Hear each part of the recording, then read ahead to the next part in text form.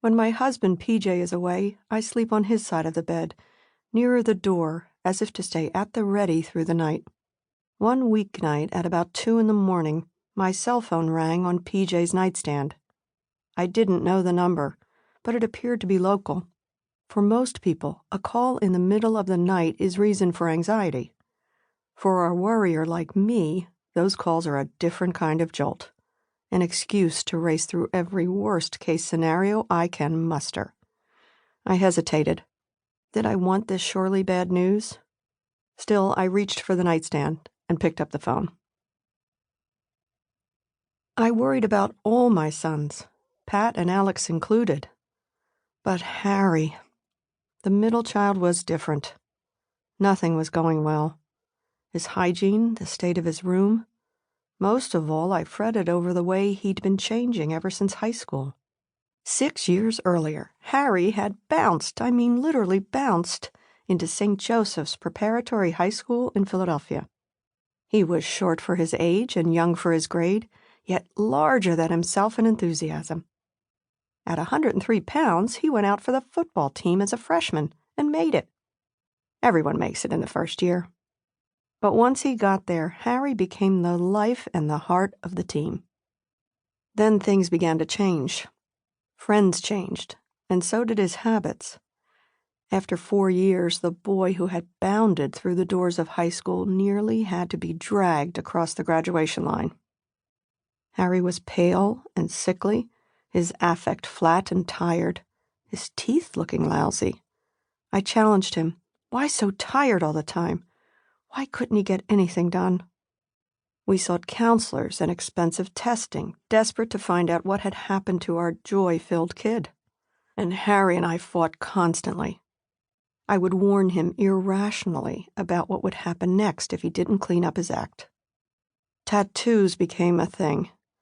He got his first in the months after graduation and hid it under a t-shirt all summer long. Something about live today, die tomorrow with a cross and a crown. About the tattoo, Harry knew I was not pleased.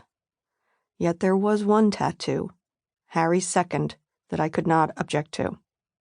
I remember him coming into the kitchen one evening to confess he had gotten it. "Oh no, Harry," I said.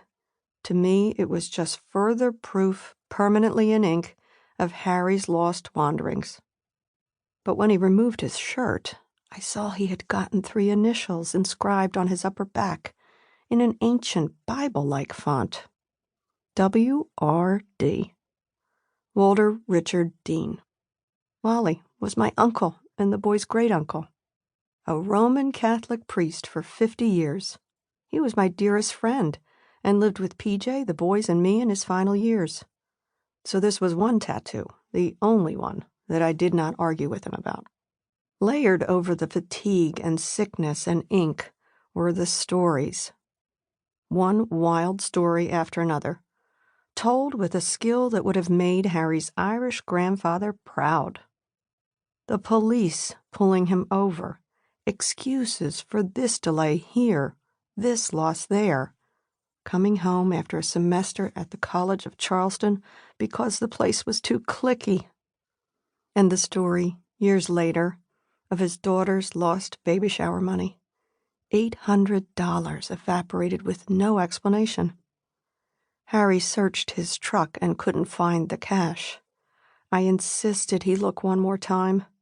He went out to look and came back crying. I was crying too.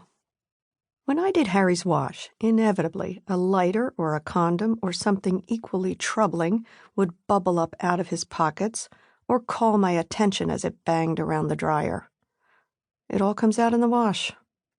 That's what I would think as I furiously folded his clothes. Before Harry, I had no idea what that expression meant. Leave it to Harry to show me. I remember going into his room one bright day a few years earlier, thinking I had the right, the responsibility to search the room. After all, it was our room, our house, our son.